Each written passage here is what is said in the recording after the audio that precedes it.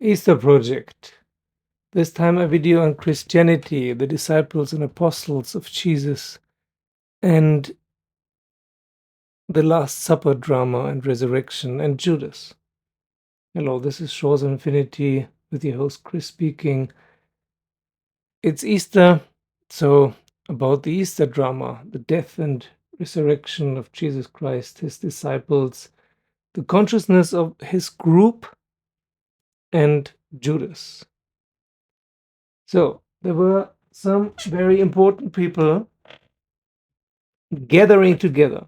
Important in which way? They were not kings, they were not warriors, they were not politicians, they were spiritual, enlightened, fully enlightened people.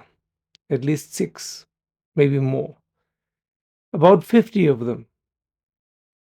And 14 of them, or 15, are very, very famous. Jesus, Mary, not his mother, Mary Magdalene,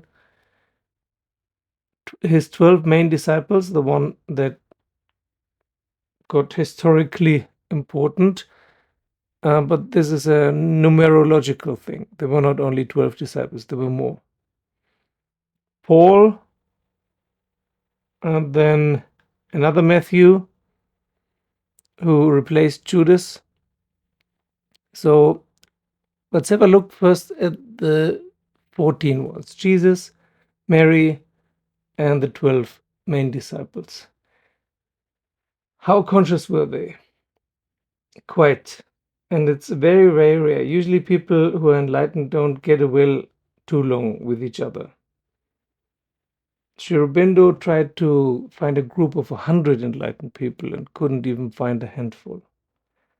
So it was very, very rare. This happened a few times in India and in some Buddhist and Taoist monasteries and so on, but this was a once in a millennium or several millennium thing around the year 0 that Jesus met together with some other enlightened people: Judas, Mary, Thomas, Peter, John, and the 2 Jameses. Yeah, they were all 700 and above on the Hawkins scale, or aubergine and above in spaldynamics, and location 10 and above in Jeffrey Martin's finders locations. Jesus, Judas, and Mary, they were the 3 principal ones. They were all around 900, third tier, location 16. And Thomas was 800. He went to India later, started Christianity there. Peter went with Paul and some other disciples to Greece later and started Christianity there. Peter was around 750, aubergine location 12. And John, 700, aubergine location 11. The 2 Jameses, 700, aubergine location 10 to 12. And that's it. Those were the principal fully enlightened ones, on average. Then there was Simon, Bartholomew, Matthew, Andrew, Philip, and Thaddeus, who is also called Jude. They were between 550 and 600, between teal and aubergine, between location 5 and 11. And then we have 2 more. Paul, who together with Peter founded the Christian church in Greece, who calibrates 400, yellow, location 3. And Matthias, who is also Matthew, the second Matthew, who replaced Judas, 600, teal, location 5. So most of them, although they started religion, most of them are not location 3, except Jesus himself is also location 3, 16 and 3. Mary also 16 and 3. And Paul only location 3, and Matthias location 5 and 3. So they were very interested in starting a religion. The 3 main characters in the Jesus drama, Jesus, Judas, and Mary, they all disappeared for various reasons. Jesus and Judas are supposed to have died, Jesus to be resurrected now at Easter, over 2,000 years ago. But the interesting thing here is they knew they had lost. They knew they had lost. The majority of the people of Israel or Galilee, whatever the province was called, or the provinces at the time of the Roman occupation, did not accept Jesus as the new prophet. So they had lost. Also politically, there was no chance to win against Rome. So there were only two possibilities: to draw back and await a better time, or to give up. First possibility. Second possibility, to stage a martyr drama. So they opted for staging a martyr drama, and Jesus, because he was the leading figure, had to do it. And Judas, who was a second leading figure, had to pretend to betray him. I know that everyone will be upset now, because that's not what you were taught. Judas did not betray Jesus. It was part of the deal they had between them, and only the most conscious of his disciples was able to do this and be dragged into the mud as a martyr, as a traitor and asshole, until the end of all time, or at least for the next few thousand years. And if they were able to start a religion, then Jesus would be the hero for all time and Judas the bad guy for all time. So they arranged that Judas would pretend to betray him. Jesus knew they were coming for him, and he went through the whole ordeal and then died or not died, who knows, and then was either resurrected or saved. And then there are lots of rumors that he went to India. There are books about this. Maybe, could be. And then most of his disciples went to Greece to start the Christian religion there, to preach to non-Jews, to start a totally new religion that was then very much influenced by Greek traditions like the mystery cults and Plato and Socrates and Aristotle and so on. And other cults also like Mithras and so on.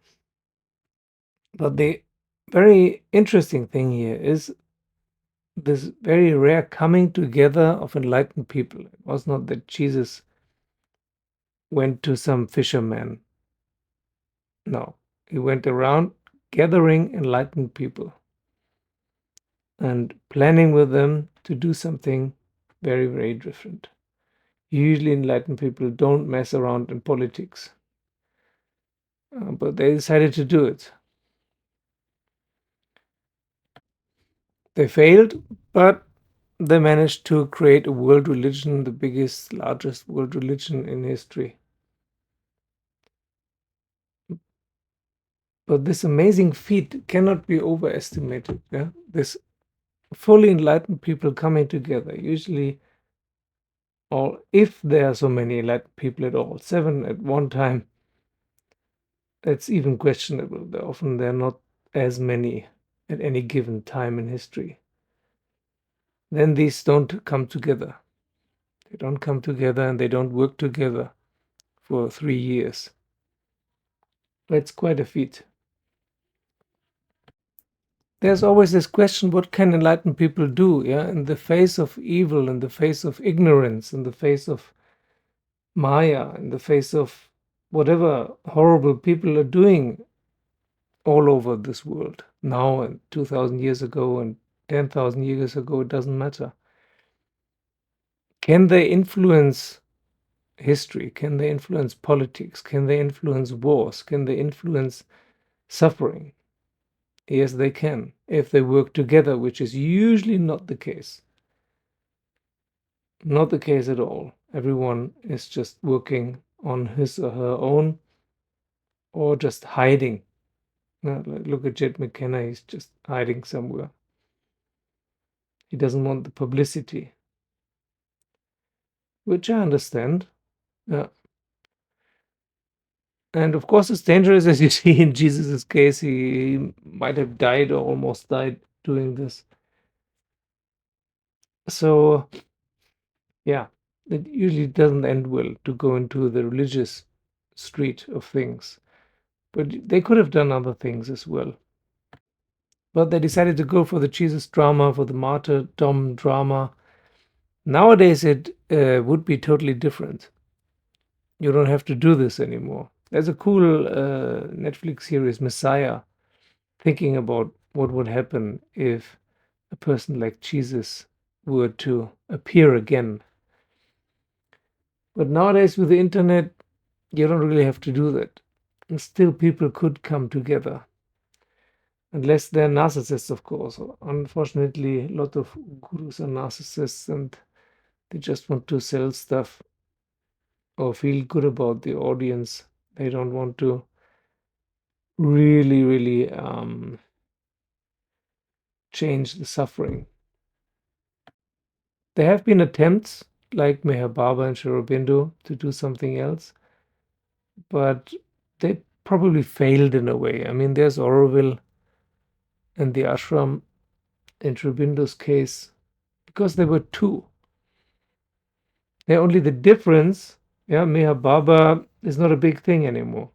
But Sri Aurobindo and the mother are still a big thing because there were two enlightened masters of 700 and above.